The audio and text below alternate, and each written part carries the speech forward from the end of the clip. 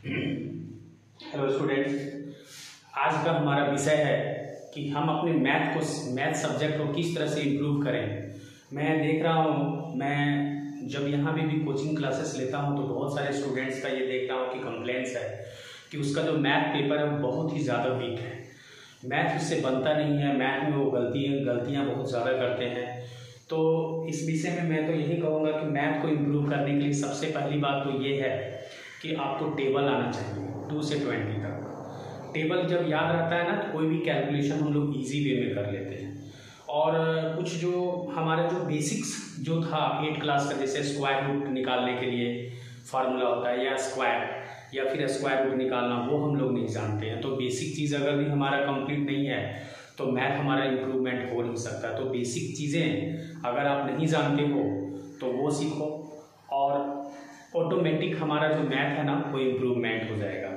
जैसे फैक्टराइजेशन, बहुत सारे बच्चों को फैक्टराइजेशन करने नहीं आता है, बहुत सारे बच्चों को एलसीएम भी नहीं आता है, एचसीएफ भी नहीं आता है, एडिशन सब्ट्रैक्शन तो ये आता ही है जनरली। जब हम लोग अपर क्लासेस में चल जाते हैं मल्टीप्लिकेशन वगैरह तो आ ही जाता है।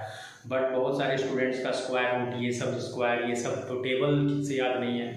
तो वहाँ पर हम लोग का जो है ना सो ये सब बेसिक चीज़ों को अगर हम इम्प्रूव करते हैं तो हमारा मैथ जो है ऑटोमेटिक स्ट्रॉन्ग हो जाएगा। और नंबर बात आती है, बहुत सारे स्टूडेंट्स को एलसीएम जो मतलब कि भिन्न जो बोलते हैं ना, addition of fraction, addition of subtraction, multiplication of जो होता है फ्रैक्शन और डिवीजन ऑफ फ्रैक्शंस, ये सब भी नहीं पता होता है या इसका बेसिक नॉलेज जो नहीं होता है। तो वो सब तो पहले इम्प्रूवमेंट करना ही पड़ेगा। तो इसके अलावा देखिए यहाँ पे बात क्या होती है ना कि जैसे स्टूडेंट्स को मैंने पढ़ाया जा रहा है बट वो घर में जाके प्रैक्टिस नहीं करते हैं। देखिए हम लोग को करना ये है ना कि एक ही क्वेश्चन को रिपीट करके बनाना है। पहले एक क्वेश्चन को सीखें। जैसे मान लीजिए हम लोग सपोज कीजिए क्वाड्रेटिक इक्वेशन में जाते हैं। अभी क्वाड्रेटिक इक्वेशन का एक ही क्वेश्चन को आप ना 10 बार बनाओ, एक ही क्वेश्चन को 10 बार बनाओ। उससे होगा क्या ना, उसके फॉर्मूला, एक ही क्वेश्चन से फॉर्मूला पूरा याद हो जाएगा, हम लोगों को याद हो जाता है।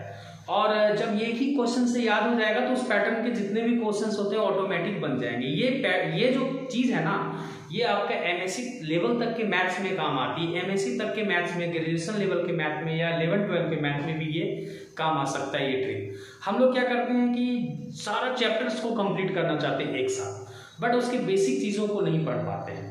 तो सबसे पहले क्या है ना कि मैथ्स का जो मैथ होता है वो उसका जो होता है ना थ्योरी पार्ट, थ्योरी हम लोग को पता होना चाहिए। थ्योरी जैसे किसी भी चैप्टर का है, थ्योरी पता होना चाहिए, थ्योरम्स पता होना चाहिए।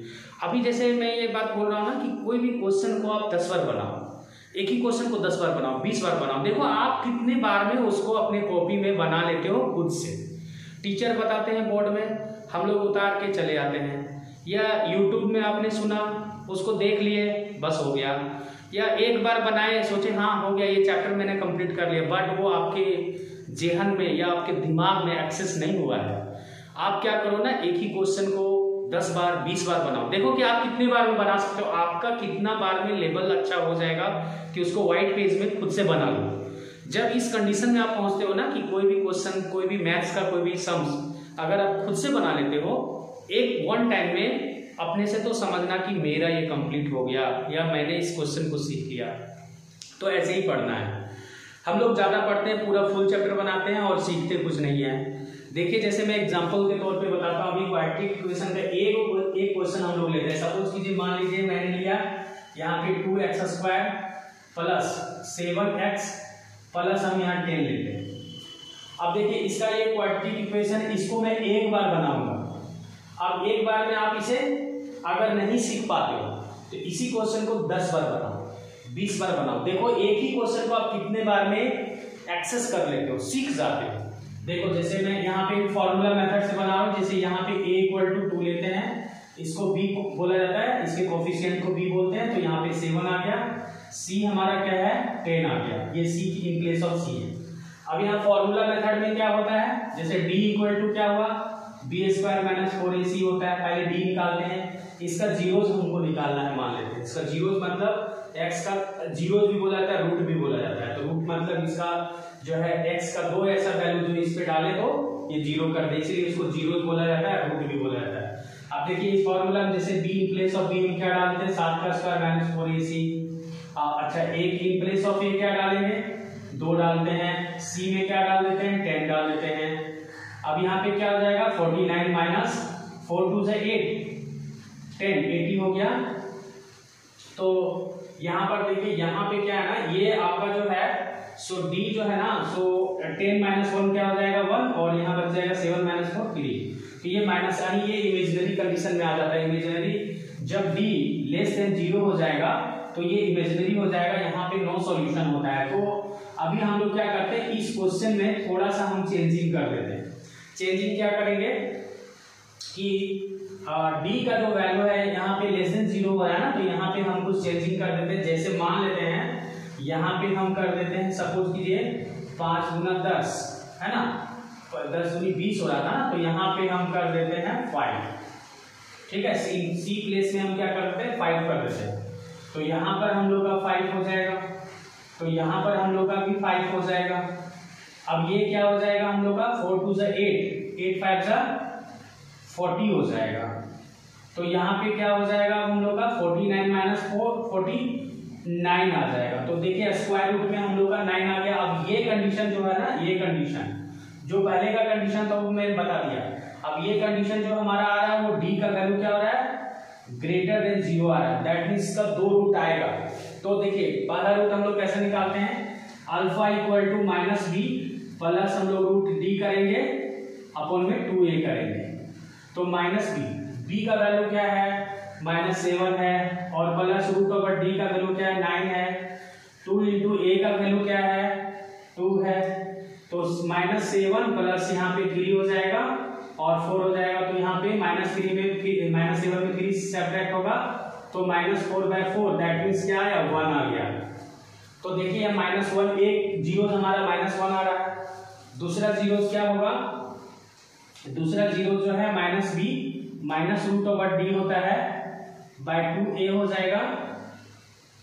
तो यहाँ पे -b में हम लोग का क्या है, 7 है, तो -7 माइनस यहाँ पे देखिए रूट 9 ही होगा, जिसका वैल्यू हम लोग का क्या है 3 आ गया था, और 2 2 जा 4 यहाँ डायरेक्ट लिख देते हैं, तो -10 अपॉन में 4। तो ये हो जाएगा 5 2 जा 10 और 2 5 जा 10 और 2 2 जा 4, कितना हुआ -5/2। दैट मीन्स इसका जीरो जो हुआ, x का जो जीरो हुआ वो हमारा क्या आया, -5/2, और एक आंसर है -1। अच्छा ये सही है गलत, ये हम चेक कर सकते हैं इसमें क्वाड्रेटिक में। कैसे कर सकते हैं, देखिए जैसे हम ना 2 इंटू -1 का स्क्वायर डाल दें प्लस 7 इंटू -1 डाल दें प्लस 5, तो क्या आता है -1 का स्क्वायर दैट मीन्स 2 आ जाएगा, और -7 प्लस 5, तो 5 2 क्या हो गया, 7 7 देखिए बिल्कुल सही है, ये हमारा which is equal to RHS आ गया।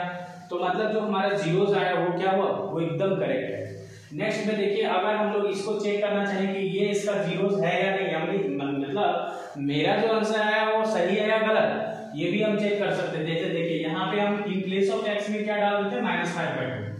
तो यहाँ पर देखिए 2 इंटू -5/2 होल स्क्वायर डालेंगे, फिर हम लोग +7 इंटू -5/2 डाल देते हैं, +5 डाल देंगे, तो क्या इस बार आएगा देखते हैं, 2 इंटू -5 का स्क्वायर दैट मीन्स 25/4 हो गया, और प्लस यहाँ पर हम लोग क्या कर देते हैं, -35/2 हो गया, +5 हो गया। यहाँ पर क्या करेंगे, 2 2 जा 4 हम लोग कर सकते हैं, यहाँ पे हम लोग 2 को कॉमन ले लेते हैं, मतलब एलसीएम ले लेंगे, तो क्या हो जाएगा 25, यहाँ पे हो जाएगा -35, और यहाँ प्लस हम लोग का 1 है दैट मीन्स 1 2 जा 2, तो 5 2 जा 10 हो गया।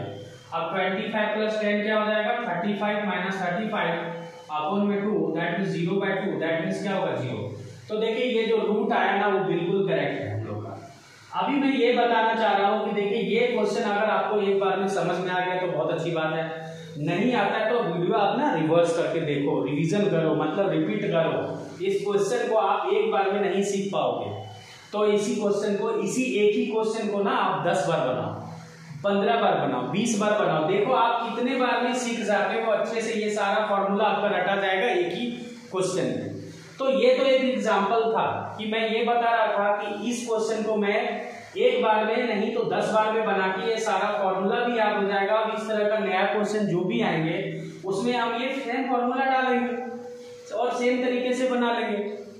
तो इसी तरह से और दूसरे चैप्टर्स की जो बात होती है, ज्योमेट्री है या मेरा कोऑर्डिनेट ज्योमेट्री है या हमारा सर्कल है या कोई भी चैप्टर्स हैं मैथ के, वो सारे के चैप्टर्स में इसी तरह की सभी चैप्टर्स में कुछ ना कुछ जो है हम लोग को एक ही क्वेश्चन, आप चैप्टर्स के 5 क्वेश्चन अच्छे से याद करो, उसको रटो या 10 बार 20 बार बना के प्रैक्टिस करो। इससे कॉन्सेप्ट भी डेवलप हो जाएगा और आप उस पूरे चैप्टर पे और भी क्वेश्चंस जो बचे हुए हैं वो आपका ऑटोमेटिक बनेगा, निश्चित तौर पे बनेगा। आप इस तरह से पढ़ाई करो और 1 महीना के बाद आप कमेंट करना मेरे इस वीडियो में कि आपका क्या मैथ इंप्रूवमेंट हुआ या नहीं। तो आई होप कि ये वीडियो आप लोगों के लिए हेल्पफुल रहा होगा। और मैं अभी इक्वेशन ऑफ लाइन का जो क्वेश्चन है मैं लगातार बना रहा हूँ अपने वीडियो में, तो आप लोग मेरे चैनल में बने रहें और सब्सक्राइब कर लें मेरा चैनल और अपने दोस्तों में शेयर करें, क्योंकि मैं लगातार अभी इक्वेशन ऑफ लाइन में और फर्दर कंटेंट जो भी आएगा वो मैं बनाऊंगा। अब मैं जो भी वीडियो बनाऊंगा एक ही चैप्टर्स का बनाऊंगा, क्योंकि मैं देख रहा था कि अलग अलग कंटेंट में डालता हूँ, ना व्यूज आता है और ना ही जो है सब्सक्राइबर बढ़ रहे हैं। तो मैं अब क्या कर रहा हूँ ना, एक ही टॉपिक पे और एक ही चीज पे वीडियो डालूंगा, एक ही सेक्शंस पे, ताकि जो स्टूडेंट्स जो भी जुड़ेंगे उससे लगेगा उनको नहीं इस चैप्टर का फुल हमारा यहाँ पे मटेरियल्स दिया हुआ है। तो इसी तरह से मैं आगे आप लोग का जो है सो हेल्प करता रहूँगा अपने इस चैनल के माध्यम से। और मिलते हैं नेक्स्ट वीडियो में जो हमारा टॉपिक है उसके साथ में। Okay bye.